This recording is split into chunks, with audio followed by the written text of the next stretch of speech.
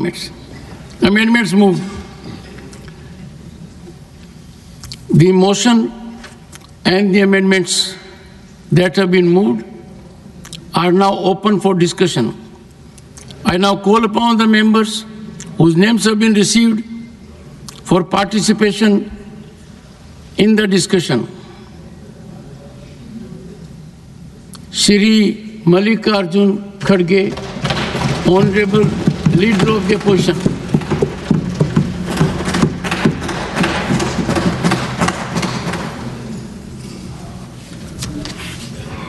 सभापति जी, सबसे पहले मैं आपका आभारी हूं कि ये मौका आपने मुझे दिया और अपनी बात रखने के लिए मुझे एक बहुत बड़ा समय मैं समझता हूं। और जो बातें हम कहने जाते हैं शायद जरा बड़े गौर से सभी अगर सुनेंगे तो मुझे भी अच्छा लगेगा और मैं सदन को भी चंद फैक्ट्स बताना चाहता हूं ताकि दूसरे लोग भी इसके बारे में समझें। मैं नहीं समझता कि उनको समझ में नहीं आती, ऐसा नहीं है कि कभी कभी गलतफहमी होती है तो उस वक्त ये गड़बड़ी मस्ती है। तो अपनी बात आरंभ करने से पहले मैं महाकुंभ में दिवंगत लोगों को श्रद्धांजलि देता हूं जिन्होंने आज हजारों की संख्या में वहां पर अपनी जान दी है कुंभ मेला। ये देखो, ये मेरा अंदाज। ये सर नहीं, ये गलत है तो आप बताइए सर। ये देखो, उसीलिए बोला ये गलत है, ये मेरा अंदाज है। अगर ये सच नहीं है तो आप बताइए क्या सच है। नहीं,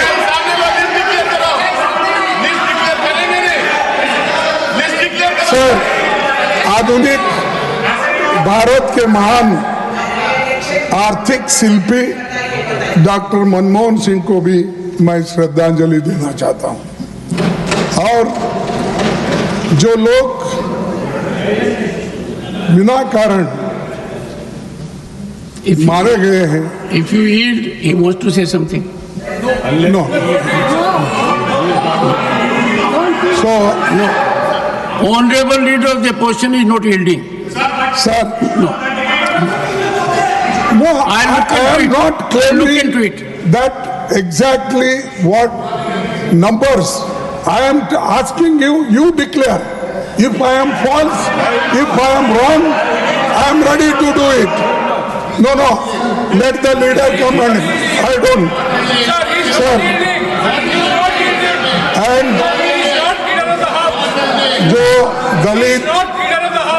जो दलित लोग अपनी जान इसमें खोए हैं, जो दलित लोग अपनी जान खोए, जो औरतें जिनको रेप करके मार डाला है, उनको भी मैं इस वक्त श्रद्धांजलि देना चाहता हूँ। सभापति जी, हमारे देश में अभिभाषण की परंपरा। एक second. No, I am not yielding, sir. No. You may not yield for them. Yield for me. मैं आपके लिए yield होता हूँ, उनके लिए नहीं। Please take your seat. Take your seat. Honorable members, the leader of the opposition has indicated a scenario using figure to the extent of thousands. I appeal to him as, one second, I appeal to him in this house, whatever is spoken carries great weight. You know it more than I do. Sir, you have spoken something which has benumbed everyone. Thousands. A message from here, even if contradicted, goes to the entire world. With your experience, I am sure it will pain every heart. Sir, can you go to that extent? Sir, thousands you have used. I would appeal to you. I would appeal to you as a one of the senior most leaders of the country, as president of the Congress party, that if you put a figure in thousands, I can only appeal to your conscience. I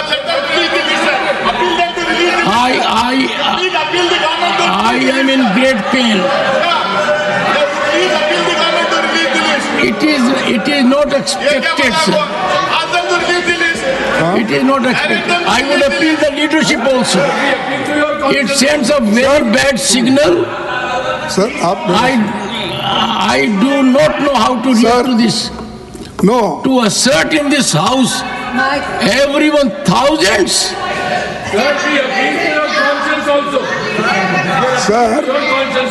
Sir, 1 minute. I am sure, Honorable Leader of the Opposition will give due consideration to my very fervent, passionate appeal that coming as it does from सुनिए you. तो सुनिए मेरा भी। Sir, go ahead. 1 minute. Sir, ठीक है, मैं thousands बोला, इसीलिए मैं इस अंदाज से नहीं बोला किसी को ब्लेम करने के लिए, लेकिन वहां हुआ कितना, कितने लोग मरे, कम से कम वो इंफॉर्मेशन दे दो। अगर मैं गलत हूं, ठीक है, मैं आपसे माफी मांग लूंगा गलत है तो। अगर है कितने लोगों का देहांत होगा, कितने लोग मरे, कितने लोग अभी भी लापता है, ये करना चाहिए। This is a very sad moment. Sir, no, it's a very sad moment. I would expect you, sir, to on your own withdraw this statement. Withdraw this statement. It will help everyone.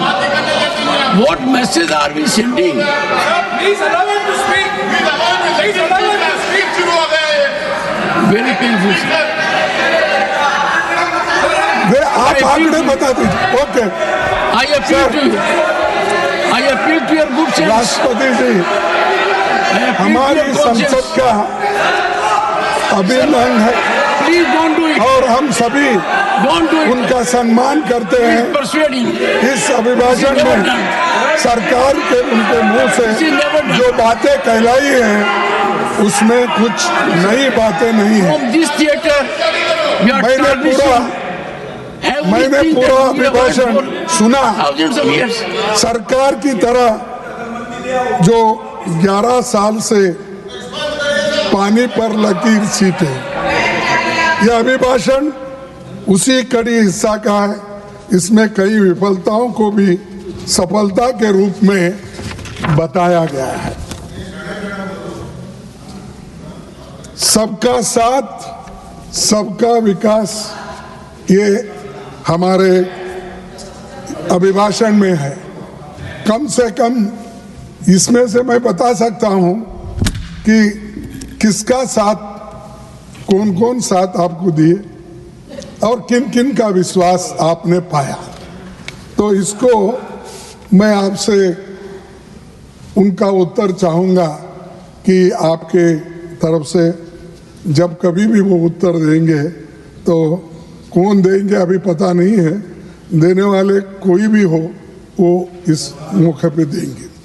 Sir, BJP सरकार बनी तो दावा की सबका साथ सबका विकास होगा, बाद में 1 साल बाद फिर शब्द जोड़े गए और 2 शब्द आ गए नए, उसमें सबका विश्वास, अब सबका प्रयास, तो 4 शब्द जुड़ गए उसको। तो मैं पहले तो सबका साथ सबका विकास इस पे कंसंट्रेट करूंगा, फिर उसके बाद सबका विश्वास और सबका प्रयास, इस पे बोलूंगा, फिर उसके बाद जय बापू, जय भीम, जय संविधान उस पे बोलूंगा, बस इतना ही। इसके लिए तो आप मुझे जो भी हाँ इजाजत देंगे या मेरी बात सुनेंगे। सर जितने भी उन्होंने वायदे किए वो सब खोखले निकले, एक भी। मेरे को ताजुब हुआ साहब, जो प्रपोजर और सेकेंडर को यहाँ पर उन्होंने जो कहने के लिए मौका दिया, ठीक है आप किसको भी दे सकते हैं, लेकिन उनके पार्टी के कोई भी नहीं है। दोनों को उन्होंने बोलने के लिए अभी अभी मौका दिया। यह अच्छा बात है, जो नए लोग आते हैं उनको बोलने के लिए मौका दिया, इसीलिए धन्यवाद। तो मैं उनका धन्यवाद करता हूँ, जो बाहर से आए हैं उनके लिए। और one second. देश का When the leader of the when the leader of the opposition is speaking, only if he yields, someone can speak, and that will be from this side also, that side. If any member feels देश का hurt, किसान, they can take recourse to rules. You can take recourse to rules. देश का किसान और बेरोजगार आत्महत्या करने पर मजबूर है। बेरोजगारी ने सारी सीमाएं तोड़ दी है। महंगाई ने आम आदमी को उसकी कमर तोड़ दी और गांव देहात के लोगों की हालत तो बदतर हो गई। यह सरकार चंद अमीरों के विकास की गारंटी दी। मैं उसी लिए बोला कि सबका साथ सबका विकास, लेकिन यह सरकार चंद अमीरों के विकास की गारंटी दी है और आम जनता के दुख और मुसीबत इसलिए लगातार बढ़ रहे हैं। अगर आप देश के हित में कुछ बातें बोलते हो तो मैं समझता हूं कि आप सबके लिए कहते हो। अब सबका विकास आप चाहते हो, सिर्फ अदानी का, अंबानी का और किसी दोस्तों का ही विकास नहीं। गरीब जो जमीन पे है, खेत मजदूर है, किसान तो फर ऊपर है, किसान है, इन लोगों के हित में सोचने का छोड़ के सुबह उठते शाम तक यही बातें बोलते रहते हैं। विकास, ये पोर्ट उनको दिया, ये पोर्ट इनको दिया, ये रास्ता इनको दिया, उन्हीं का विकास हो रहा है। गरीबों का कोई विकास नहीं। गरीब मर रहे हैं, इन्फ्लेशन में मर रहे हैं, अनएम्प्लॉयमेंट है, इसकी कोई आपका चिंता नहीं।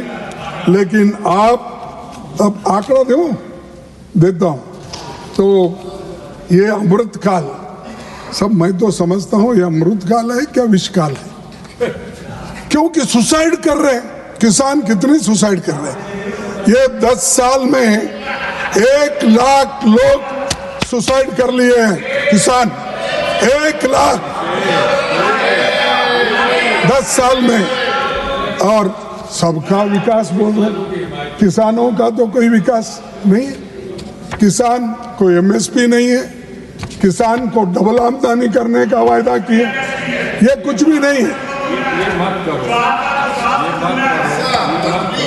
ये देखो, और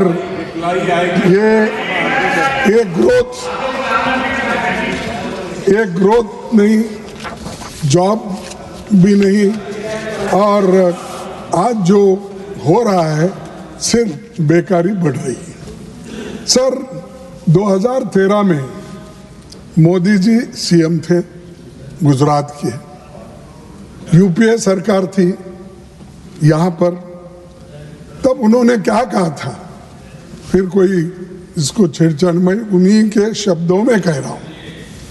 रुपया अस्पताल में है, जब डॉलर के मुकाबले में रुपए की कीमत गिर रही थी, उस वक्त 60 रुपए पे कुछ था, तो उस वक्त आपने क्या कहा था मोदी जी ने कहा था रुपए अस्पताल में है।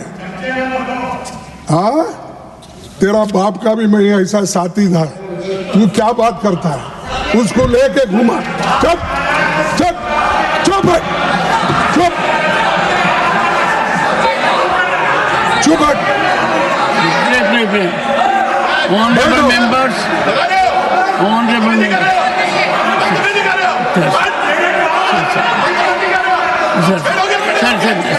सर एक second, Neeraj Shekhar ji, Neeraj Shekhar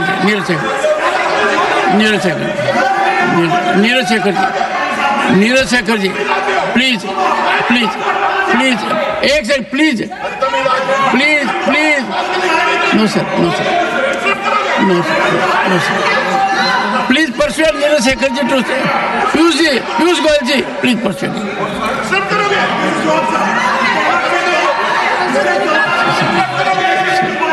One second. No,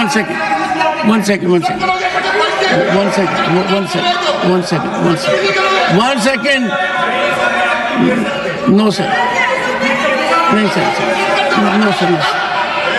No, sir. Pramod Tiwari ji, एक second, one second. Please take your seat. Please. I am intervening. Please take your seat. 1 second, please. No, Pramod ji, Chandrasekhar ji. Please. Pramod ji, nothing will. 1 second. Pramod ji, former Prime Minister Chandrasekhar ji happens to be one of the tallest leaders this country has ever seen. The respect for Chandrasekhar ji in the country is immeasurable. I would urge all sides. 1 second. Sir, it is second time. 1 second, sir. It is second time. Sir, 1 second. Listen to me. Sir, Honorable Leader of the Opposition, it is second time that I am intervening. First was tarnishing image of the country by using a figure of thousands, and now Chandrasekharji's name being dragged. I am sure two things are there. One, we should have highest respect for people who are not in the world at the moment. Secondly, a former Prime Minister. Sir, one of the tallest, please withdraw this, sir. Sir, play. Sir, you are a senior man. I urge you to withdraw those observations. अरे what, 1 minute में clarify करता हूँ। Sir, सुनिए आप। 1 second. देखिए, मैं उनको कभी भी मिलता हूँ, बड़े आदर के साथ मिलता हूँ। अरे सुनो, और मैं I am sure nobody in the house. No, सुनो तो सुनो। Let me. देखो साहब, हम दोनों, हमारे सीनियर लीडर थे, हम दोनों साथ में गुलबर्गा में वायलेट 144 के बोल के हम दोनों को अरेस्ट करके जेल में डाले थे। हमने देखो, कृष्णा कांत, मोहन दारिया, चंद्रशेखर, ये सभी लोग थे। तो इसीलिए बोला आपके पिताजी हमारे साथी है, बोले तो एकदम उठे। He is one of the tallest leaders. Sir, चलो। We must have highest respect for one of the tallest leaders in the country. I have great respect, and he was with us in the moment. जब 10-point programme चल रहा था तो हमारे साथ थे, सारा देश में उन्होंने घूमा और अपनी बात को बताया। आप बहुत सीनियर नेता हैं, वो आपके साथ नहीं थे, आप उनके साथ थे। Such a tall leader. अरे हमारे साथी थे बोलने तो। Sir, allow him to speak. You see, I appeal to your good sense, sir. Being a very senior person, to observation. देखो, सर, 2013 में मोदी जी सीएम थे और यूपीए सरकार मेंबर कि आपके बाप We have to have respect तब ये for कहा था, Sir, we have to respect for all our former prime अरे ministers. तुम बात करना है या नहीं बात करना है बता दीजिए आप। नहीं बात Sir, करना है तो please चले जाते बाहर। withdraw, sir. Bring down the temperature. Withdraw, sir. Sir देखो, रुपया अस्पताल में है, आईसीयू में पड़ा है, कहाँ था? नेपाल, पाकिस्तान, बांग्लादेश, श्रीलंका, करेंसी नहीं गिरती पर हिंदुस्तान का रुपया पतला हो जाता है। ये किसने कहा? मोदी साहब ने कहा। तो अब तो वेंटिलेटर पे है, अब 87 रुपीस गिर रहा है और फिर भी यहाँ तारीफ हो रही, तालियां बजा रहे, बातें बहुत बनाते। अरे अब पहले की स्थिति भी देखो, आपने क्या कहा, आज आप कह रहे हैं उसकी भी तुलना करो। अब बार बार किसी को इंसल्ट करने के लिए आप ये बातें कहते हैं तो अध्यक्ष जी, अपने चेयरमैन साहब, ये ठीक नहीं है।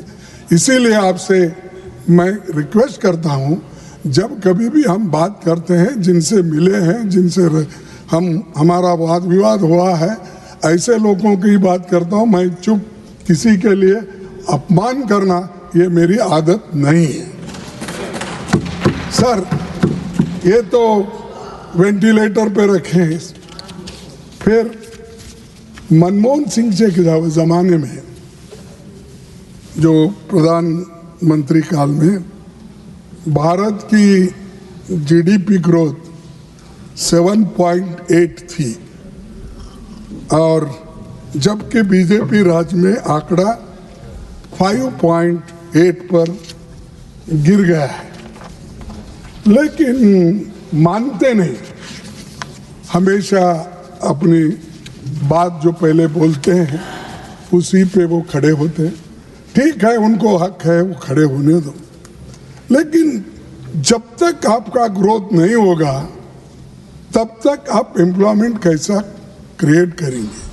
जब आपका इकोनॉमिक ग्रोथ नहीं है और आप कोई, आज जितने भी बातें यहाँ पर रखी गई है, मैं बजट पे नहीं बोल रहा हूँ, मैं सिर्फ अपने राष्ट्रपति भाषण में जो इसमें लिखा है वही मैं बोल रहा हूँ। जो एम्प्लॉयमेंट के बारे में और जो शिक्षा के बारे में सारी चीज़ें जो बोली वो मैं कह रहा हूँ।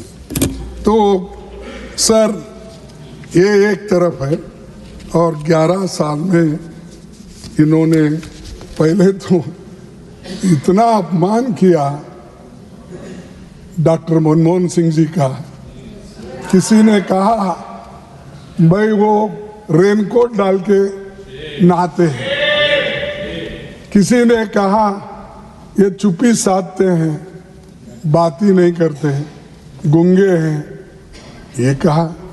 किसी ने ये भी कहा अरे ये बड़े बड़े लोग उधर से आए तो क्या कहे कि एक मनमोहन सिंह जी नहीं, ये खुद उनको हुकूमत चलाने नहीं आती और कोई लोग चला रहे हैं। ऐसे ऐसी बातें अपमानजनक की, लेकिन मनमोहन सिंह जी सहन किए देश के भलाई के लिए और सबके भलाई के लिए। उन्होंने मौन नहीं तोड़ा। कभी मोनी बाबा बोले, कभी मोनी बाबा बोले।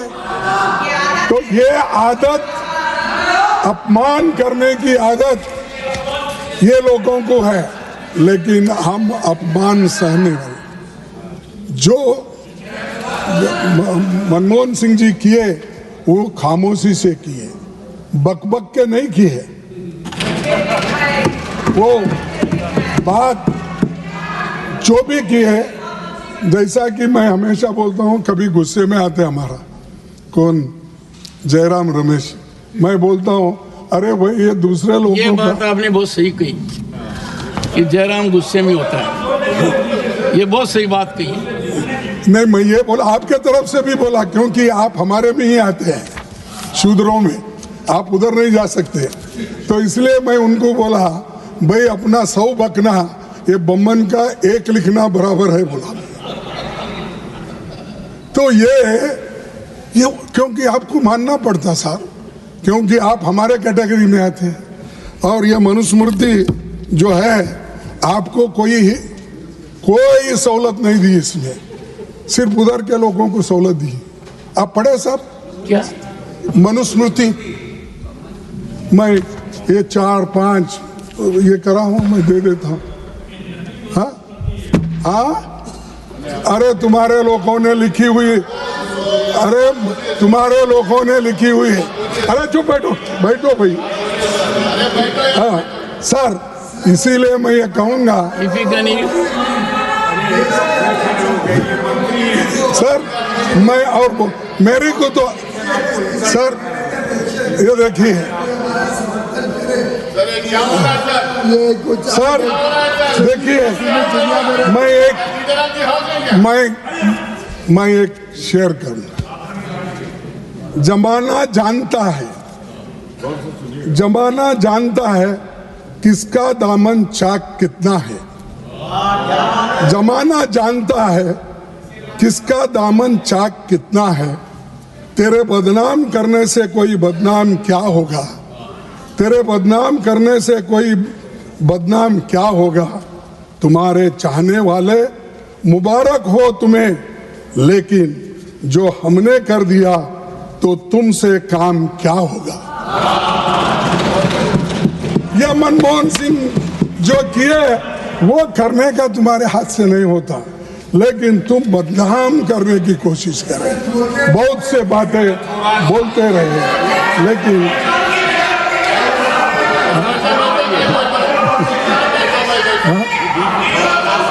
आप ये हो गया आपका सबका साथ सबका विकास का मॉडल। ये तो विनाशकारी है।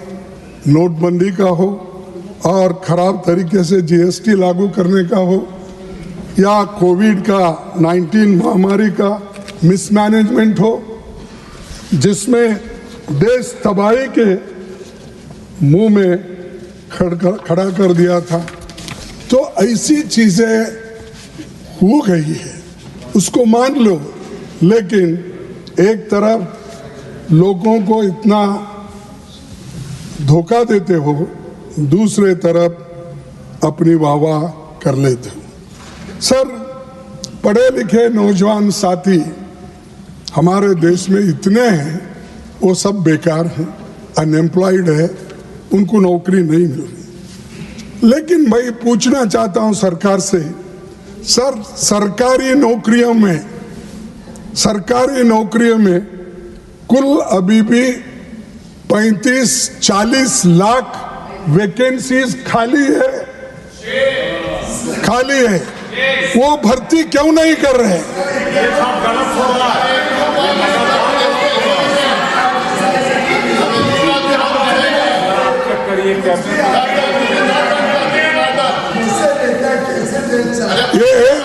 ये देखिए, तो ये सबका विकास अगर करना है, ये 30-40 लाख वैकेंसीज भर्ती करो गवर्नमेंट में, जो रेल में है, पोस्ट में है, टीचर्स में है, केंद्रीय विद्यालय में करो, ताकि शेड्यूल कास्ट के बच्चों का रिक्रूटमेंट नहीं होना। इसीलिए आप लोग रिक्रूटमेंट नहीं कर रहे, वैकेंसीज नहीं बढ़ रहे। और आपने तो बहुत बोला कि हर साल 2 करोड़ नौकरी, अब तो 22 करोड़ देना था। कहाँ है? अगर मैं आप झूठ है बोलूंगा, आप असत्य हो बोलते हैं, तो आप एकदम उड़ते हो। ये तो सत्य है ना।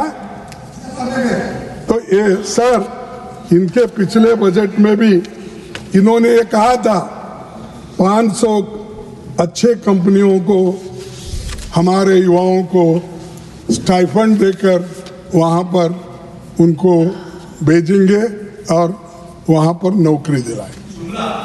और दूसरा इनका ये था कि खेती को ये हमेशा नंबर 1 बोलते हैं, इंजन नंबर 1। ये मोदी साहब के वर्ड है, मेरे नहीं है। इंजन नंबर 1, लेकिन इस बजट में इंजन नंबर 1 को क्या दिए? किसान को कितना दिए? क्या जो आज डिमांड कर रहे हो वो मिला उनको। साहब झूठे वायदे मत करो, कम करो वायदे लेकिन ज्यादा इंप्लीमेंट करो। वो छोड़ के आप वोटों के वोट खींचने के लिए कहाँ गए वो तकरीर अलग करने का। तकरीरों से पेट नहीं भरता साहब, या डुबकी मारने से भी पेट नहीं भरता। पेट जो भरता है राशन से। और आपको एक उदाहरण देता हूँ सर, मैं आपको उदाहरण देता हूँ। जो महात्मा बुद्ध वो उपवास किए, बहुत दिन उपवास किए गया में। उपवास के बाद उनको लगा कि कोई प्रयोजन नहीं है, तो बहुत कि इतना जीर्ण हो गए। आखिरी में किसी महिला ने, सुजाता बोलिए याद, उन्होंने जो उनको खीर ला के दी, एक बार दो बार उन्होंने तो नकारा, लेकिन तीसरी बार उन्होंने उसको स्वीकारा। स्वीकारने के बाद थोड़ा वो सुधार गए।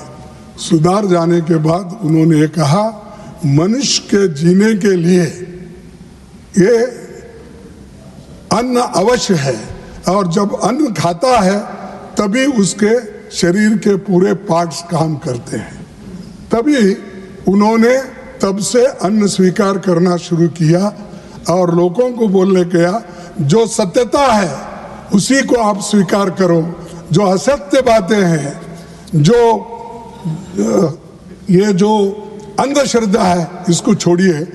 अन्न से, अन्न खाने से आदमी को शरीर ये मिलता, प्रोत्साहन मिलता, प्रोटीन मिलता है, वो आदमी बनता। वैसा ही ये तो एक्सपेरिमेंट करके बोलने के बाद सभी लोग उनके फॉलोअर्स वो शुरू किए। तो ये मैं इसलिए कह रहा हूँ कि पेट के लिए खाना देना ये ज़रूरी है। इसीलिए मैं जब 1 लाख की बात किया कि 10 साल में इतने बढ़ गए, साहब ये मेरे आंकड़े नहीं, NCRB के आंकड़े हैं। 10 साल 2014 से लेकर अब तक 1 लाख से ज्यादा किसानों ने आत्महत्या कर ली है। कौन जिम्मेदार है साहब? उनका विकास क्या मरने के बाद होता? तो ये है। और क्रेडिट लिमिट बढ़ाने से क्या होगा साहब? कर्जा बढ़ जाएगा। तुम्हारी क्या मदद होगी? तुम्हारी सब्सिडी कहाँ है? तुम्हारी MSP कहाँ है? तुम्हारा फर्टिलाइजर सब्सिडी ज्यादा करने का कहाँ है? तुम्हारे इक्विपमेंट को छूट देने का कहाँ है? सब गब्बर सिंह टैक्स भी उसके ऊपर लगाते हो और दूसरे तरफ बोलते हो किसान का मैं बहुत बड़ा। साहब किसान के वो दुख दर्द नहीं समझते जो आप समझते हैं, मोदी साहब नहीं समझते। आप किसान फैमिली से आए हैं, आपको वो दुख और दर्द हल कैसा पकड़ना, किस वक्त खुरपी लेना, बोना कब और बीज, तो नहीं कम से कम देखिए, कम से कम वो जानते हैं। हल नहीं भी पकड़े तो पकड़ने वालों के साथ रह के देखे हैं, अपना काम तो किया है। खुरपी से कम औरतें जो ये निकालती है कसवट, वो भी देखे हैं वो, लेकिन उन्होंने कुछ भी नहीं देखे सिवाय रेलवे डब्बे में चाय कैसा दे देते हैं वो, अलबत्ता वो देखे। छूट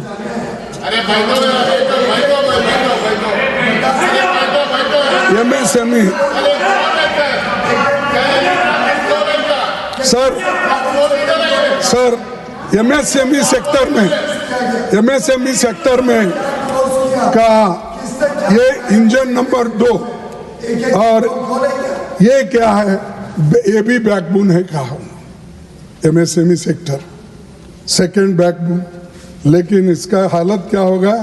4 महीने में 12,000 MSC बंद हुए हैं। ये आप ही के आंकड़े हैं, मेरे नहीं, जो अपने इससे मिलते हैं, हाँ उससे हमने लिया है। तो हाँ CMI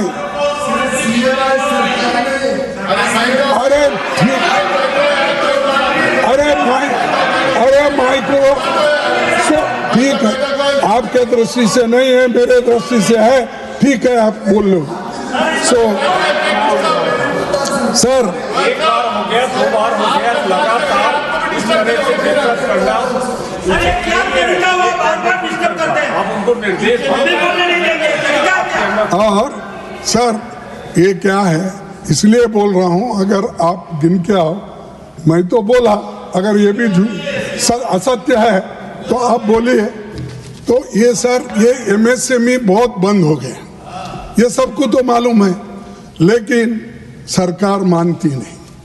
और दूसरे तरफ public sectors, rail, port, airports, public sectors, public resources, ये अदानी को सौंप दे रहे एक आदमी को। अरे दूसरे इंडस्ट्रियलिस्ट नहीं है, लेवल प्लेइंग ग्राउंड दो ना।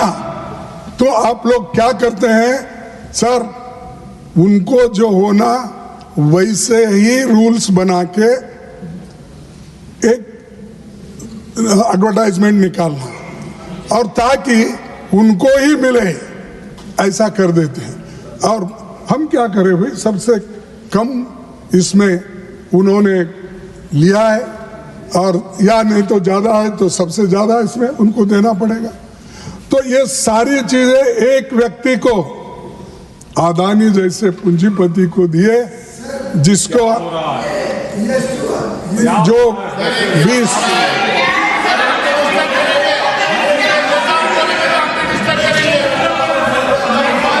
अरे सर मैं बात करेंगे तो हम भी डिस्टर्ब करेंगे, बात करने नहीं देंगे सर। क्या तरीका है कि हाथ पब्लिक में खड़े हो जाते हैं, फिर इनके लीडर को बात करने नहीं देंगे हम।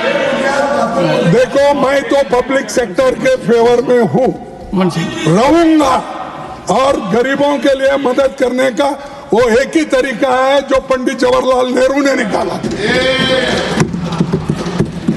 और सर मैं एक छोटी सी बात करता हूं, जो गोपाल दास नीरज ने कहा था। क्या कहा था? जो लूट ले कहार की दुल्हन की पालकी, जो लूट ले कहार ही दुल्हन की पालकी, हालत यही है आजकल हिंदुस्तान की। औरों के घर की धूप उसे क्यों पसंद हो, औरों के घर की धूप उसे क्यों पसंद हो, बेची हो जिसने रोशनी अपने मकान की, बेची हो जिसने रोशनी अपने मकान की। ये कब कहा था? हाँ, कब कहा था? कौन से कालखंड में कहा था? ये किसने कहा था? गोपाल दास नीरज ने कहा। Digvijay Singh ji, your chair speaks. Sir, please have some respect. No, I am only trying to find out from the leader of the opposition during which period ये कहा गया था। ये कहाँ का? ये देखो, ये तो He's responding. आज की सरकार पर सटीक बैठता है। नहीं सर, देखो साहब, ये कब कहा गया था? देखो, पब्लिक सेक्टर को जो खत्म कर रहे हैं उनके लिए गोपाल दास नीरज ने ये कहा था। कब कहा? वही बात। हाँ, कौन से साल में कहा? अरे कब कहा? तारीख होना क्या उसको तारीख थोड़ी देते। In which year it has been said? हाँ, ये कब कहा गया है? अरे अगर वो होना है तो मैं किताब आपको भेजूंगा। नहीं, किताब की बात नहीं है। देखिए, नहीं भेजूंगा, मैं झूठ नहीं, नहीं, लेकिन इन बातों पर जय Amitabh Bachchan ji, please take your seat. फिर वो टेक योर सीट। देखिए साहब, मैं पूछना चाहता हूँ, एक सेकंड, नहीं सुनिए, आप सुनिए। अब 2-4 शेर शायरी हमारे इन्होंने किया, किरण ने, कहाँ से कभी पूछा आप डेट कहाँ है किताब का? I would appeal, sir, and I have said on number of occasions. लेकिन इन बातों पर चर्चा न हो, इसके लिए One second, sir. I have appealed to everyone on number of occasions. One second. Honorable members,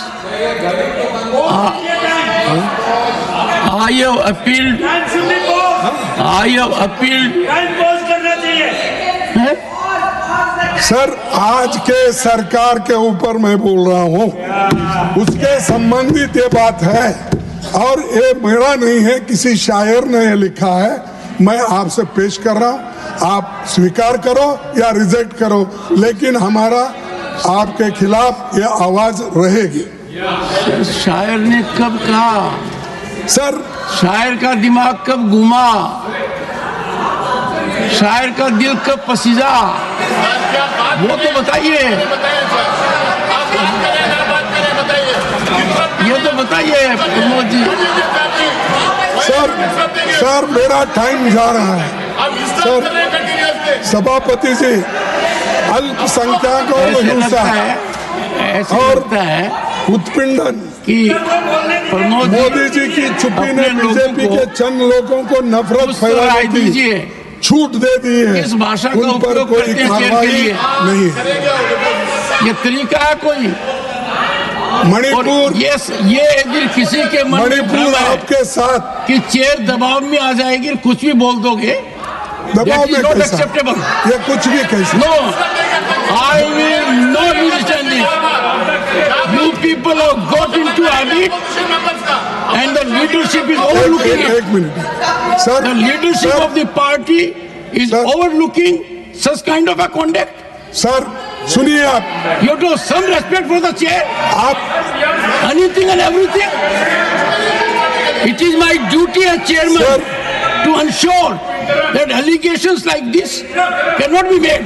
You have gone to the अरे extent वो of तो saying सरकार के thousands खिलाफ of है, inquiries. आपके खिलाफ थोड़ी है, Secondly, Chandrasekhar ji, सरकार के खिलाफ है। I have to सुनिए आप, protect everybody, अगर sir. नहीं मानते तो I आपकी have to मर्जी। protect देखो साहब, reputation, particularly of those who अल्पसंख्यकों are not पर with us. हिंसा, उत्पीड़न और Modi ji All of you will have to BJP के चंद लोगों को नफरत फैलाने की You can छूट take देती है। recourse to any कोई mechanism. कार्रवाई नहीं होती है। I will Manipur not permit आप सबका साथ मॉडल का No. सबसे बड़ा उदाहरण है। No. वह हालत नाजुक I बनी will है। not permit. 2023 में उत्तर पूर्व में 243 हिंसक घटनाएं घटी, उसमें 187 सिर्फ मणिपुर में घटी और पिछले साल 258 मौतें हो चुकी है। लेकिन मोदी जी के पास वहां जाने की हिम्मत नहीं है और वो जाना नहीं चाहते। और जिसके पास देश की बात करते हैं, जाकर वहां पर उस झगड़े को मिटाने को नहीं होता। और आप हमको कहते हैं देश में शांति रखो, सभी लोग तो शांत हैं, लेकिन आप क्यों नहीं जा रहे, ये क्वेश्चन है। राहुल जी जा सकते हैं, आप नहीं जा सकते। दूसरे लोग जा सकते हैं, वहां से हम भारत जोड़ो यात्रा निकाल सकते हैं, लेकिन वहां पर जाके आप अटेंड भी नहीं कर सकते। तो ये आप, मैं अगर कहूंगा तो फिर आप गुस्से में आएंगे। ये डर है उनको, मैं डरपोक नहीं कहता, डर है उनको, और डर हमेशा आदमी को कमजोर बनाता है। आप इसीलिए सर, आपको मौका मिला तो एडवाइस दो एक बार जाके आने के लिए। मैं आपको सर, आप ही नहीं मान रहे मेरा एडवाइस। हाँ, आप आज क्या क्या कह गए, रात को सोने से पहले चिंतन करना। देखो साहब, मैंने क्या कहा, मैं आपको भाषण का कॉपी ही देता, पूरा आप निकाल के लिए। कोई अगर गलत है तो बात और है। सो SC ST सबका विकास, सबका प्रयास, ये अब वो तो हो गया, सबका साथ सबका विकास। ये है सबका विश्वास, सबका प्रयास। क्या प्रयास है? SC ST OBC तो बर्बाद हो गए, उनको शिक्षण की कोई व्यवस्था ठीक नहीं हो रही है, और आज SC/ST के खिलाफ 13% अपराध बढ़े हैं और ST के खिलाफ 14% अपराध बढ़े हैं और वहीं कन्विक्शन रेट 7% कम हो गए। और ये क्या दर्शाता है कि गवर्नेंस की कमी है और गवर्नेंस करने वाले अगर ठीक ढंग से नहीं करे तो बहुत मुश्किल होता। ये लोग और मारेंगे, मर जाएंगे, पीटेंगे, सब कुछ होगा। मैं ज़्यादा नहीं कहना चाहता हूँ, 3 उदाहरण देता हूँ इसके बारे में। पहला, परसों ही अयोध्या की घटना हुई।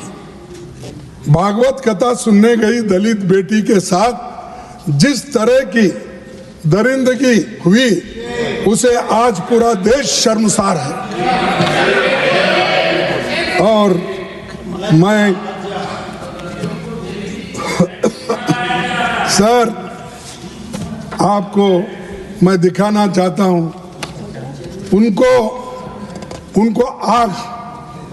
उनके आंख निकाल दिए, पैर तोड़ दिए और रेप करने के बाद उनका मर्डर भी किया गया। और ये आप पढ़े होंगे, आपके पास आया होगा, लेकिन फिर भी सरकार क्यों चुप है? एक छोटी सी घटना हो गई तो इतना स्टेटमेंट आते हैं हमारे खिलाफ, दूसरों के खिलाफ। क्यों अब आप क्यों चुप बैठे हो? और ये अयोध्या रेप कांड अत्याधिक खून बहने से हुई थी। युवती की मौत दुष्कर्म के मामले पर पुलिस ने चुप्पी साधी। ये है यूपी का गवर्नमेंट। और यूपी के गवर्नमेंट की सर आप तारीफ मत करो, तारीफ करने से और ऐसे खून खराबे ज्यादा होंगे। और वहाँ के चीफ मिनिस्टर बोलेंगे मेरे को देखो वाइस प्रेसिडेंट का सर्टिफिकेट मिला, तो ये सर्टिफिकेट लेके वो घूमेगा। तो इसलिए कृपा ऐसे लोगों का आप छोड़ दीजिए। तो और दूसरी बात मैं कहना चाहता हूं कि सेकेंड जो 22 जनवरी 2025 की खबर है, दलित बैंक कर्मचारी ये बारात में बारातियों से ज्यादा उसके पुलिस थे, आप पढ़े होंगे। ड्रोन की निगरानी में उसकी शादी होती है और वो क्या बोलते हैं बारात निकलती है घोड़ी पे। अरे एक दलित आदमी अपनी शादी भी दूसरों के जैसा कर नहीं सकता, घोड़े पे बैठ नहीं सकता, उसकी बारात नहीं निकल सकती। और उसके लिए बाराती कितने लोग थे उतने ही पुलिस और ऊपर से ड्रोन। ये हालत है, ये है सबका प्रयास। ये मैं इसलिए बोल रहा हूं कि मैं ये आपको दूंगा नेक्सर 2 में, ये बातें मेरे पास है। लेकिन ये देखिए दैनिक भास्कर में है, वो बहुत पढ़ते हैं आप, क्योंकि अखबार की बातें, अखबार झूठ है तो झूठ है, मैं छोड़ देता हूं। लेकिन ये हकीकत है, सब में आता है। आप इंटेलिजेंस से पूछ लिए ना, सब मेरे पर भरोसा नहीं आपका, इंटेलिजेंस से पूछ लिए। तो ये दूसरा घटना, मैं ताजे घटने दे रहा हूं, पुराने नहीं। तो ये तीसरा घटना ये है, सासाराम बिहार के सांसद है मनोज कुमार पर जानलेवा हमला हुआ। सासाराम एक रिजर्व सीट से चुन के आए हैं। अगर एक सांसद का ये हाल है तो आप सोचिए कि किस ढंग से ये यहाँ पर सियासत हो रही है और वो चल रहे हैं। और मैं आपसे ये विनती करूंगा, यही सबका विश्वास, क्या यही सबका प्रयास? ये तो ऐसा प्रयास हो रहा है कि दलितों को खत्म करने का प्रयास हो रहा है, महिलाओं को रेप कर रहे हैं। और आप बोल रहे हैं कि पेपर में आए सो सभी बात अगर झूठ है, कोई भी पेपर मत पढ़ो, मत पढ़िए आप। हम जो पढ़ते हैं, अगर सत्यता है तो फोन करके हमारे वहाँ के अध्यक्ष को पूछते हैं, वहाँ के डीसीसी प्रेसिडेंट को पूछते हैं और दूसरे कार्यकर्ताओं को पूछते हैं। पूछने के बाद ये ऑथेंटिसिटी आप जो कहते ना साहब, वो मिलने के बाद ही मैं बोलता हूँ, नहीं तो नहीं बोलता हूँ। सर, दूसरी बात ये है कि आरटीआई से मिली सूचना ये बताती है IITs, IIMs 80% से ज़्यादा और कुछ जगह 90% तक फैकल्टी जनरल कैटेगरी से है।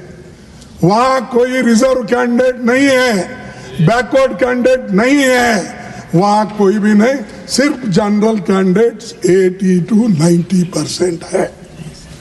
और ये तो राइट टू इंफॉर्मेशन से बात कर रहा हूँ मैं, राइट टू इंफॉर्मेशन, क्योंकि आप ऑथेंटिसिटी पूछते, इसके लिए मैं बोला भाई राइट टू। भाषण के बाद डायरेक्शन दूंगा, आप कंटिन्यू कीजिए। तो सर, SC ST OBC को उच्च शिक्षा और नौकरियों के संवैधानिक अधिकारों से वंचित किया जा रहा है। यह पूरी साजिश है और इन लोगों को अंधेरे में रखना, उच्च शिक्षण से अलग करना, ये आज के बीजेपी सरकार में हो रहा है। मैं दावे से कहूंगा कि ये लोग इनको खत्म करना चाहते हैं, शिक्षण से वंचित करना चाहते हैं। जो मनु ने लिखा उसका प्रूफ वो लोग कर रहे हैं। Sir, central universities, IITs, IIMs, IIITs, ये सब इसी तरह से चल रहे हैं। वो भी मैं आपको दूंगा, लेकिन आप बोलेंगे वो भी पेपर का है, लेकिन पेपर का नहीं है, वो RTI से निकाले हुए आंकड़े। हाँ, अरे कोई भी रहने दो, अरे कोई भी रहने दो, अगर नहीं है तो बात और है, लेकिन जो गलत है गलत मैं करूंगा। बैठो बैठो, अगर जो गलत है। हाँ, तुम मनुवादी हो तो सर, आप स्कॉलरशिप बंद कर रहे हैं, SC ST और OBC छात्रों का स्कॉलरशिप में कटौती की है, प्री मैट्रिक स्कॉलरशिप बंद करें। ये क्या है साहब? ये विकास है सबका, ये प्रयास है उनको आगे बढ़ाने का। और 2015 सुनिए आप, 61,000 से अधिक एडेड स्कूल्स बंद हो गए। बेटी पढ़ाओ, बेटी बचाओ, बेटी पढ़ाओ, ये हाल है। 61,000 से अधिक एडेड स्कूल बंद हो गए। उत्तर प्रदेश में 27,000 सरकारी स्कूल बंद करने का काम चल रहा है और स्कूल रैशनलाइजेशन नीति से 50,000 और स्कूल बंद किए जाएंगे। रैशनलाइजेशन तो बीजेपी सरकार पूरे शिक्षा तंत्र पर कब्जा करने में, UGC रेगुलेशन में सरकार चाहे किसी को भी वाइस चांसलर बना सकते और राज्यों का अधिकार गवर्नर को सौंप दिया गया है। और ये सरकार ऐसी है, चुनी हुई सरकार की बात कम सुनती है, गवर्नर की ज्यादा सुनती है और गवर्नर को यहाँ के सिखा के भेजता। सर, आप नहीं सुनते थे वो बात और है, लेकिन यहाँ जो है तो गवर्नर को इंस्ट्रक्शन दिया जाता है। ये लड़ाई तमिलनाडु में चल रही है, ये लड़ाई ये इसमें अपने तेलंगाना में चल रही है, ये लड़ाई अपने कर्नाटक में चल रही है, ये लड़ाई अपने केरला में चल रही है। सर, अब क्या वेस्ट बंगाल में भी चली, अभी भी चल रहा है। तो नहीं, आपके जमाने की बात नहीं करूँगा, आप अध्यक्ष हैं, मैं नहीं करूँगा, मैं वो पाप मैं नहीं करूँगा। आप यहाँ इसलिए नहीं करेंगे। हाँ, क्योंकि जब मार्गरेट अलवाजी मेरे खिलाफ प्रतिद्वंदी थी, हाँ, तो उन्होंने आपका समर्थन नहीं किया था। आपका समर्थन नहीं किया था, मेरा किया था। अच्छा ठीक है। आप देखो साहब, आप तो मैं बोलना पड़ता, आप तो हरफन मौला है फिर। हाँ, आप दुश्मन को भी दोस्त बना लेते हैं।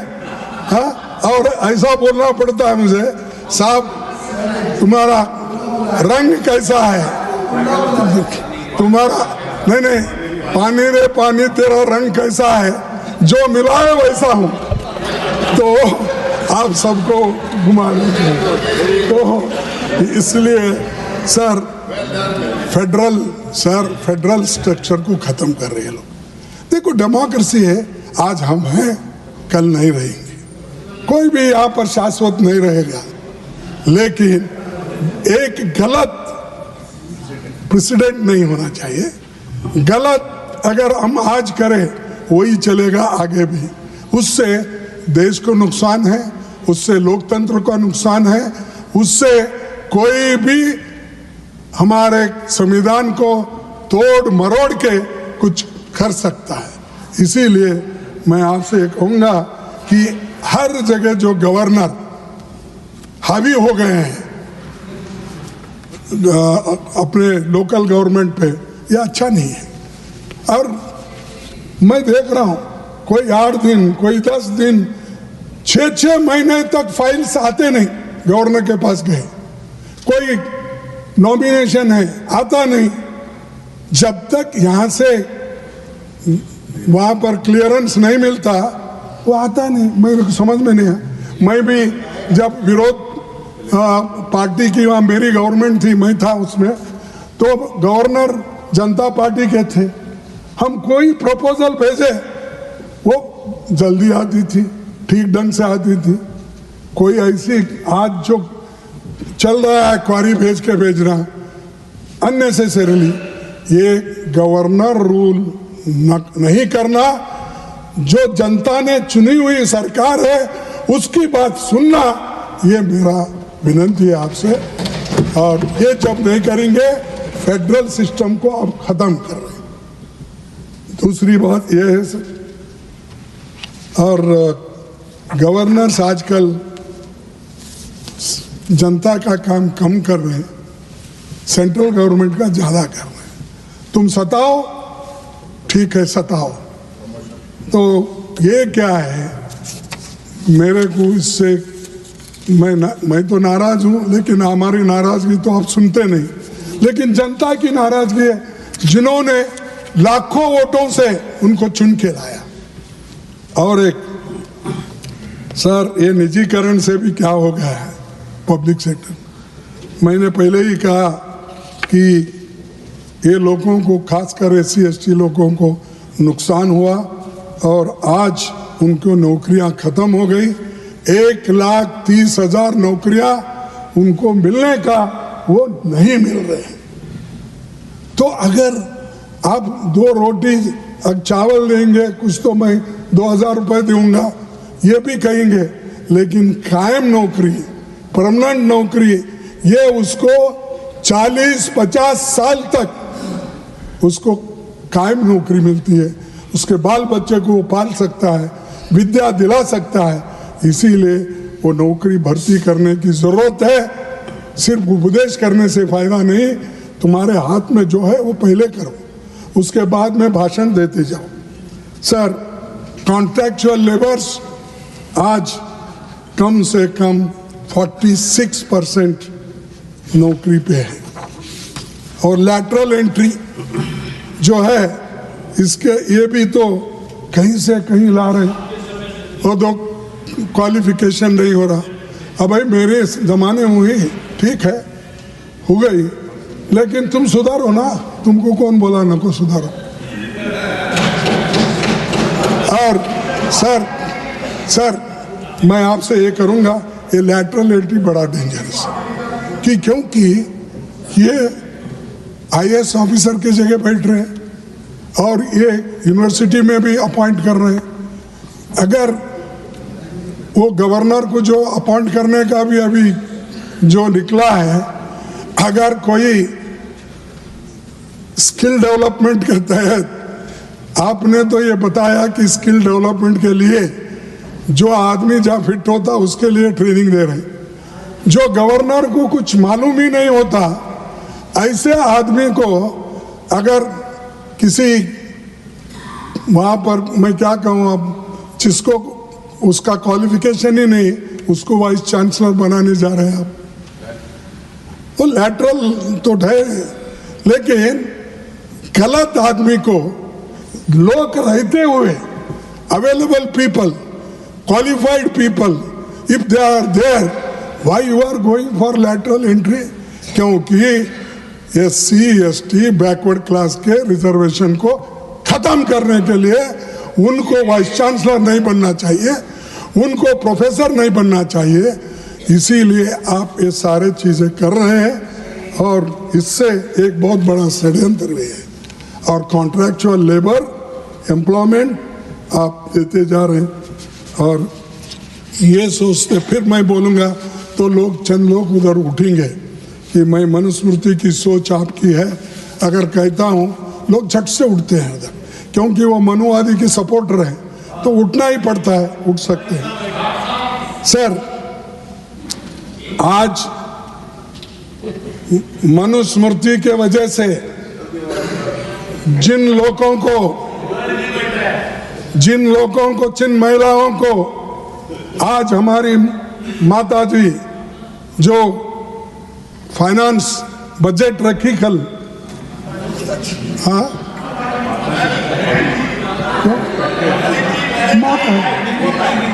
अच्छा ठीक है, हाँ, रेस्पेक्टेड फाइनेंस मिनिस्टर, अगर जो बजट आज पेश की वो संविधान की देन है, मनुस्मृति की देन नहीं है। ये मनुस्मृति देखो, औरतों को कोई हक नहीं देना, शूद्रों को कोई हक नहीं देना, इसमें लिखा हुआ है। अगर कोई आज फाइनेंस मिनिस्टर बने, कोई एजुकेशन मिनिस्टर बने, कोई ये बने, तो ये देन है डॉक्टर बाबा साहब अम्बेडकर, पंडित जवाहरलाल नेहरू जी ने जो संविधान बनाया उसके तहत मिला। और हम लोगों को भी बोलने का अधिकार मिला, आज संविधान की वजह से मिला। तो इसीलिए सर, ये मनुवादियों का मत सुनिए, कम से कम हम तो जो हो गया, आगे का रास्ता देखेंगे क्या होता है।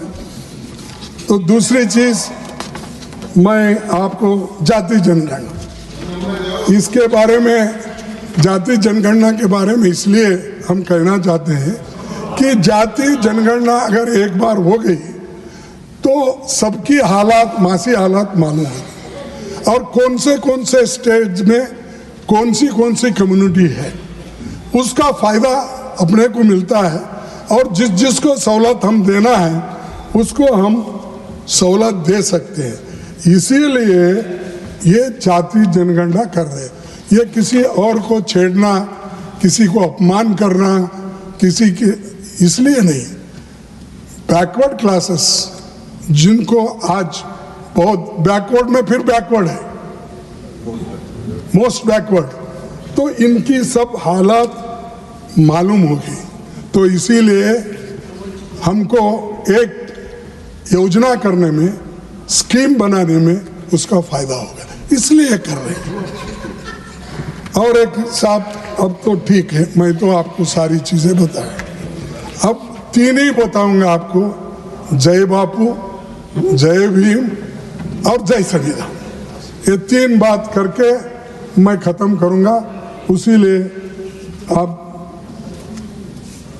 सर, गांधी जी, दुर्दैव की बात है कि इस प्रेसिडेंशियल स्पीच में सर मैं तो नहीं देखा, सर आप बहुत पढ़ते हैं, शायद आपको मिला होगा, गांधी जी के कोई कार्यक्रम है साहब? हाँ है, की सरकार मानने वाले, हाँ मुझे, क्योंकि आप बारीकी से पढ़ते हैं इसीलिए पूछा कि मेरे को आजकल बड़ा चश्मा होना पड़ता, इसीलिए मेरे को नहीं मिला हो। तो अगर आपको मिला गांधी जी के बारे में और मनरेगा के बारे में, आप जवाब उनसे मांग रहे हैं, मेरे से मांग रहे हैं? हाँ आप जवाब उनसे हाँ, मांग रहे हैं, मेरे से मांग रहे हैं? महात्मा गांधी नहीं, आप जवाब राष्ट्रपिता मेरे से मांग रहे हैं कि इनसे अरे, मांग रहे हैं?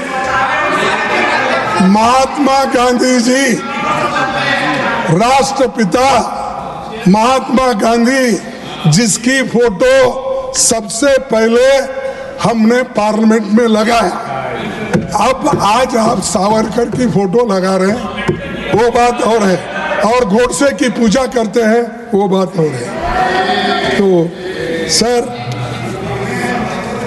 जब सर उनको इतना महत्व दिया जाता था बाबा साहब का, तो जब वो साउथ अफ्रीका से लौटे तो हर वक्त उनका डाक निकलता था। तो कई चंपारण का, कई सत्याग्रह, क्विट इंडिया, ये सारी जो सारे समय पे उनके डाक चिट्ठी निकलती थी। लेकिन आज महात्मा गांधी जी गायब है आपके बजट में, उनका नाम नहीं।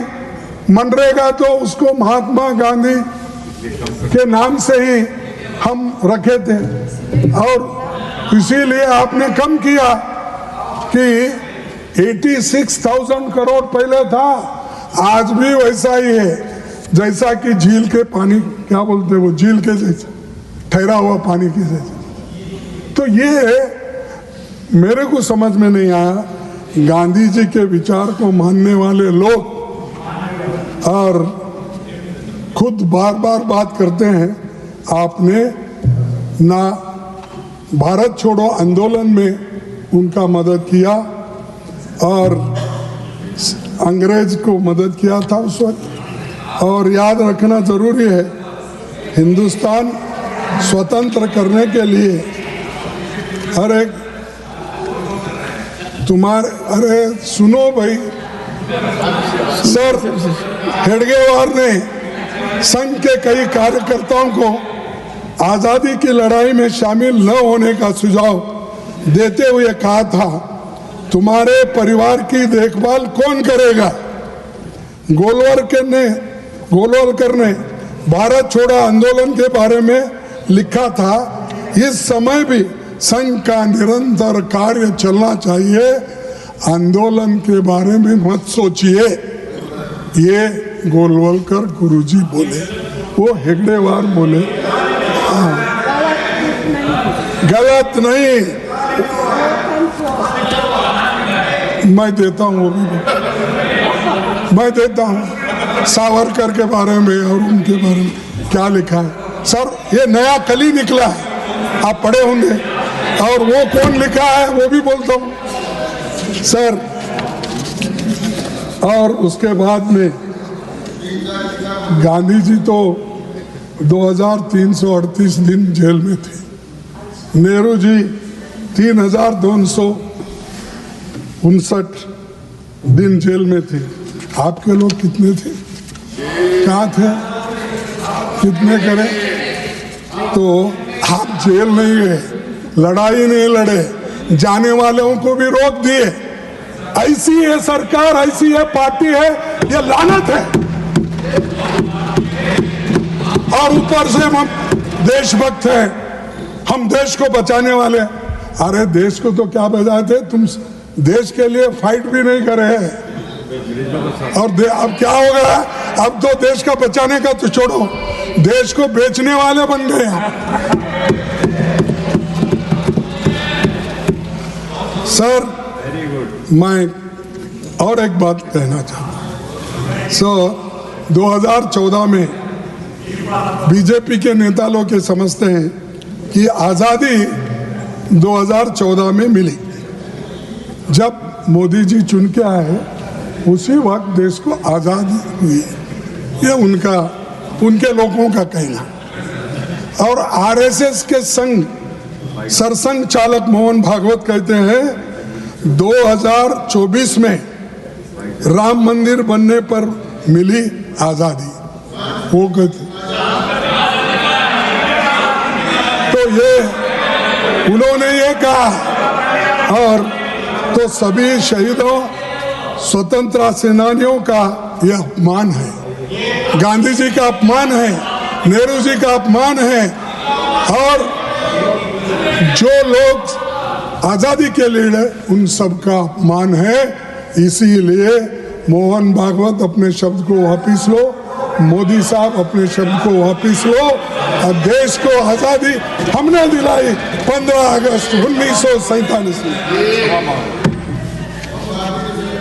सर, और एक, जिस दिन मोदी जी के न्यू इंडिया में 30 जनवरी को गांधी को नहीं गोडसे को याद किया जाता है, गांधी जी की शहादत पर जश्न मनाया जाता है, और 1948 में जो हुआ 2025 के हिंदुस्तान में यही हो रहा है। सर, मैं आपसे 2 चीजें रखूंगा आपके सामने। एक है जो जिस दिन गांधी जी की हत्या हुई किसने जश्न मनाया, आप जरा पढ़ लीजिए।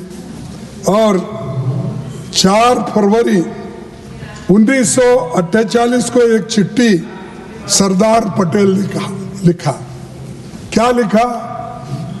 गांधी जी की मृत्यु पर आरएसएस वालों ने जो हर्ष प्रकट किया और मिठाई बांटी, उससे यह विरोध और भी बढ़ गया। इन हालात में सरकार की आरएसएस के खिलाफ कदम उठाने के अलावा कोई और रास्ता नहीं बचा था, इसीलिए मैंने ये किया।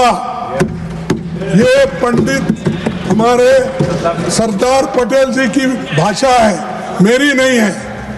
और दूसरी 14 फरवरी 1948 को नेहरू जी ने यह कहा था, हमें मिलजुल कर रहते हुए भीषण सांप्रदायिकता के उस विषय का नाश कर देना चाहिए जिसने हमारे युग के सबसे महान पुरुष को मार डाला।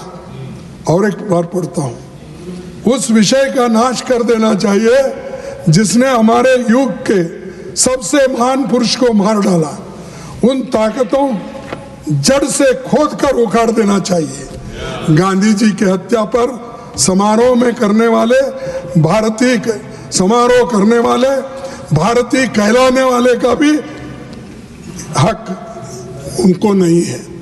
ये नेहरू जी का कहना है। ये गोडसे के लोगों के लिए, आरएसएस के लिए, जो गांधी को मारा था, मिठाई बांटी थी, रास्ते पे नाच रहे थे, उनके लिए ये 14 फरवरी 1948 को पंडित जवाहरलाल नेहरू जी ने किया। और जो लोग गांधीवाद को मिटाने का काम कर रहे हैं, उनको बताना चाहूंगा कि गांधी जी के विचारों को कोई मिटा नहीं सकता। सर, मैं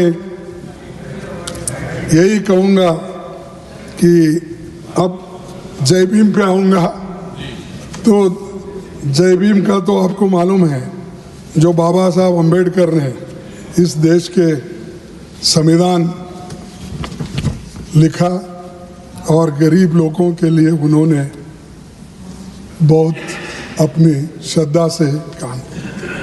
लेकिन ये हमेशा यहाँ उठता है साहब एक सवाल, बाबा साहब अम्बेडकर का अपमान तुमने किया और कांग्रेस वालों ने किया।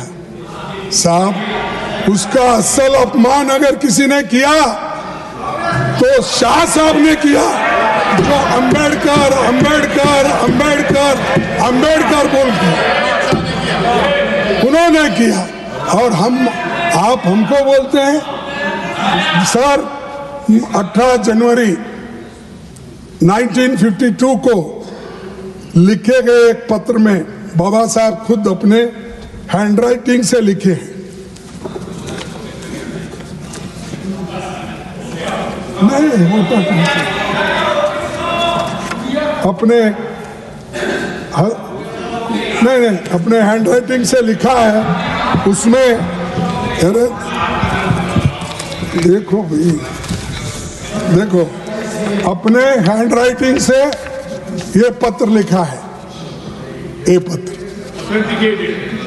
18/1/52 अपने दोस्त को कमलाकांत को उन्होंने पत्र लिखा और ये कहा उन्होंने कि मुझे जो हराया गया वो लोग कौन है।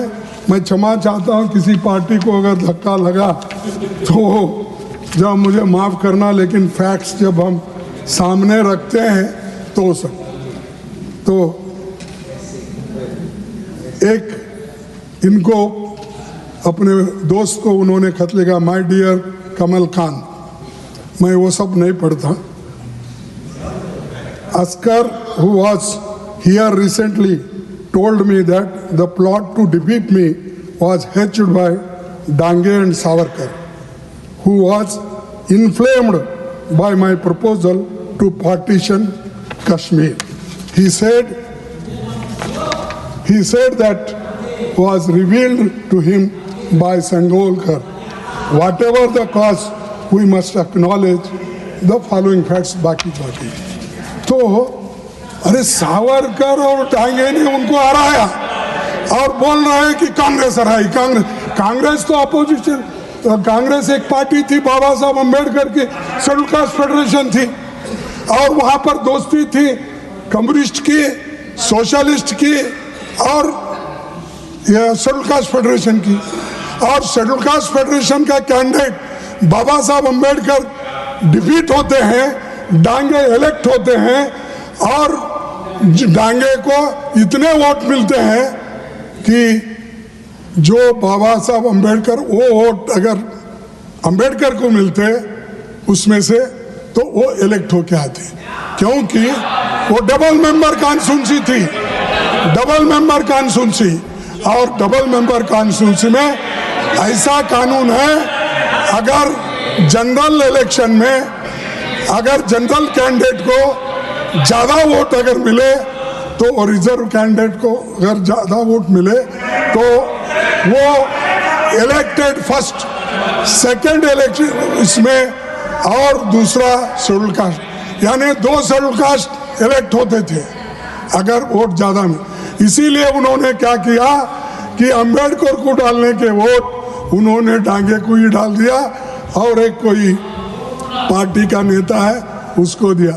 ये कौन प्लॉट बनाए? ये सावरकर जी ने बनाया।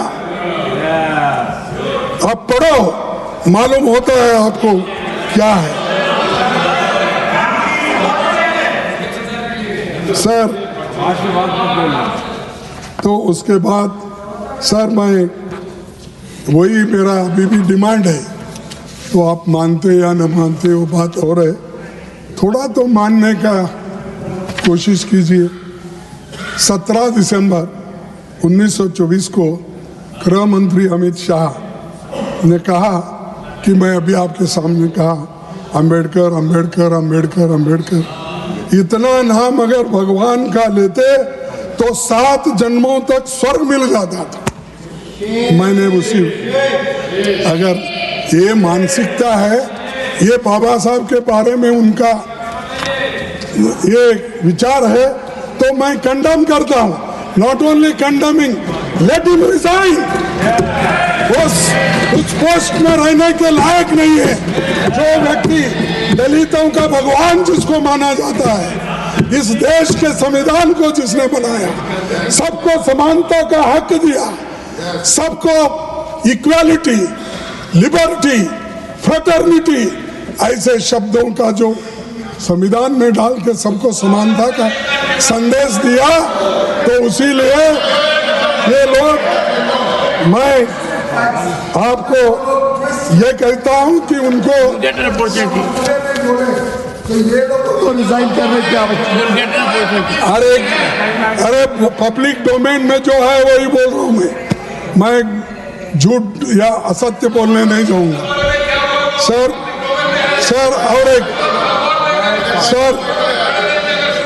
और एक बात बताता हूं।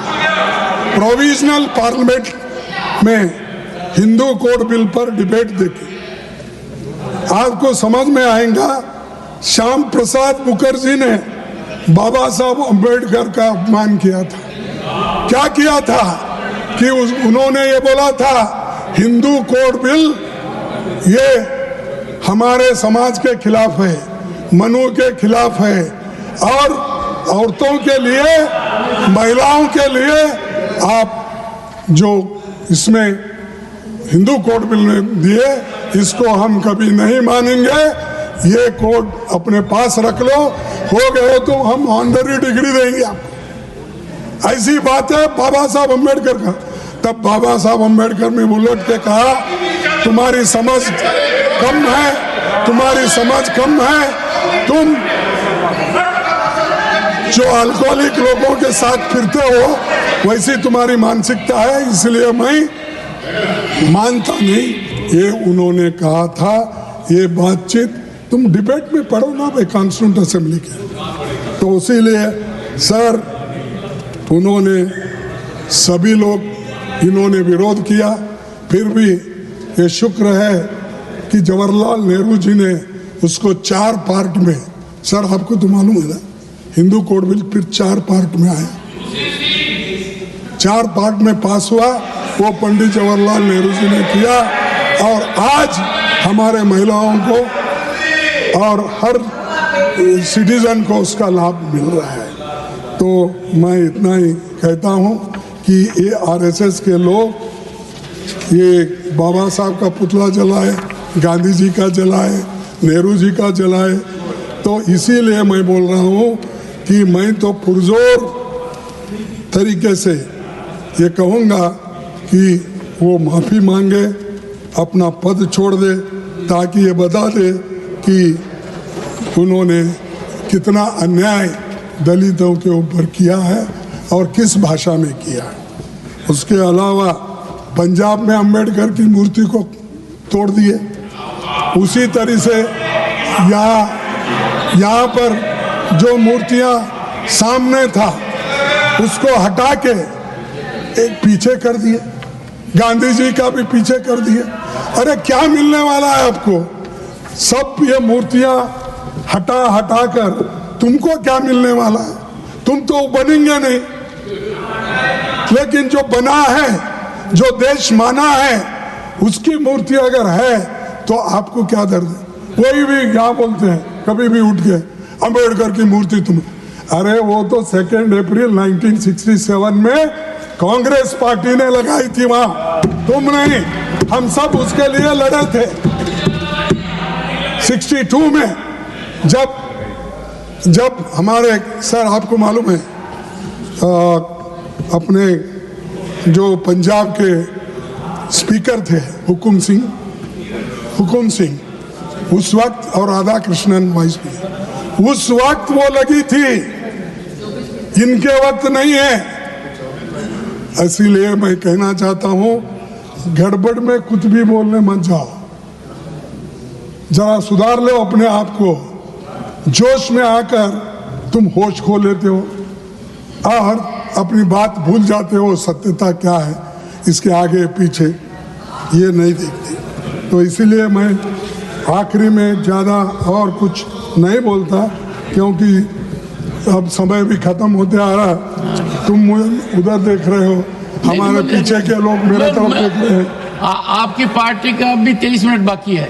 हाँ, अब भी आपकी पार्टी का 23 मिनट बाकी है। नहीं, आप इतने उदार हो, हाँ। टाइम को भी पाबंदी लगाते हैं। हमारे पार्टी को मैं जो गलती किया हूँ उनको क्यों सजा देते? हाँ, उनको जो देने का है दो मुझे। सर, मैं मोदी जी के 10 झूठ बोलकर मेरे भाषण को खत्म कर दूं। एक, ये सत्य ही बोल रहा हूँ, सत्य के सिवाय कुछ नहीं बोलता। सर 2014 में बोले पहला जुमला, विदेश से काला धन आएगा, सबको 15 लाख मिलेगा। बोला या नहीं बोला? मैं उधर के लोग नहीं बोल रहे। सर दूसरा जुमला, हर साल 2 करोड़ नौकरियां देंगे। बोला या नहीं बोला? तीसरा जुमला, पेट्रोल डीजल की कीमत कम करूंगा, बोला या नहीं बोला? बोला। सर, चौथा जुमला ये क्या है? 2022 से तक उन्होंने 2022 में बोला मैं गंगा पूरा क्लीन करूंगा, साफ करूंगा। इसके लिए वो तो साफ करने का गया, और तुम इतने लोग जाकर गंदगी किए, उसके और से और भी गंगा गंदी होगी, क्योंकि पापी लोग जाने से। श्रद्धालु नहीं, श्रद्धालु तो भक्ति से आते हैं। ये पॉलिटिकल लीडर्स है ना साहब, ये वो बहुत, इनकी गंदगी धोना बड़ा मुश्किल है। सर, पांचवा जुमला, इंफ्रास्ट्रक्चर प्रोजेक्ट्स को जल्द से जल्द जमीन पर उतरेंगे, ये पांचवा झूठ। और छठा जुमला, मेक इन इंडिया, मैन्युफैक्चरिंग में 2022 तक 10 करोड़ नई मैन्युफैक्चरिंग नौकरियां, बोला या नहीं बोला? और सातवां जुमला, 2022 तक किसानों की आय दोगुनी, बोला या नहीं बोला साहब? आप तो बोलिए, आप बोलिए साहब, आप बोलिए जरा। वाह नहीं। सर, आठवां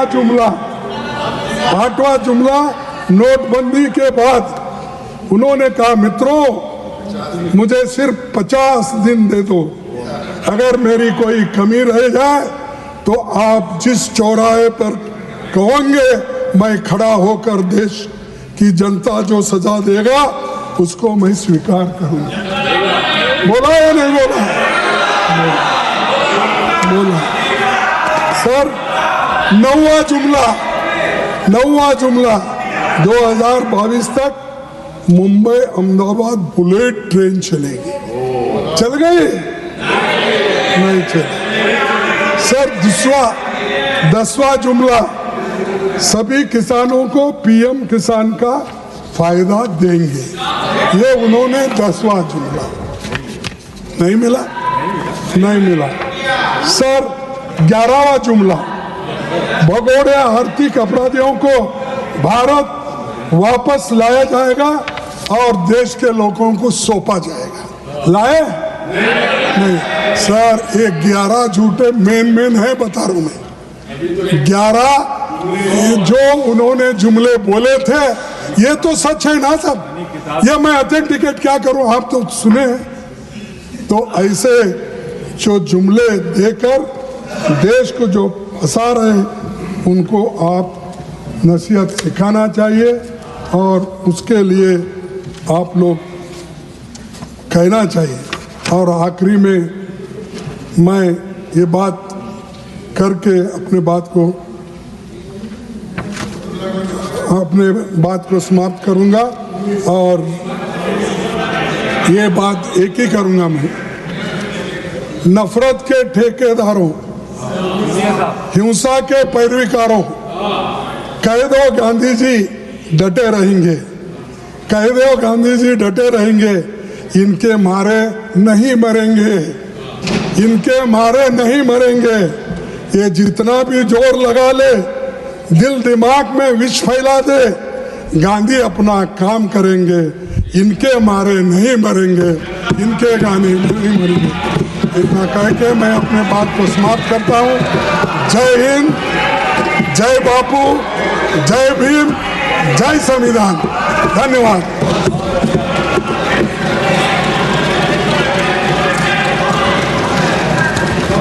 सर, वैसे तो honourable minister please go. Sir, वैसे तो हमारे वक्ता बड़े अच्छी तरीके से इनके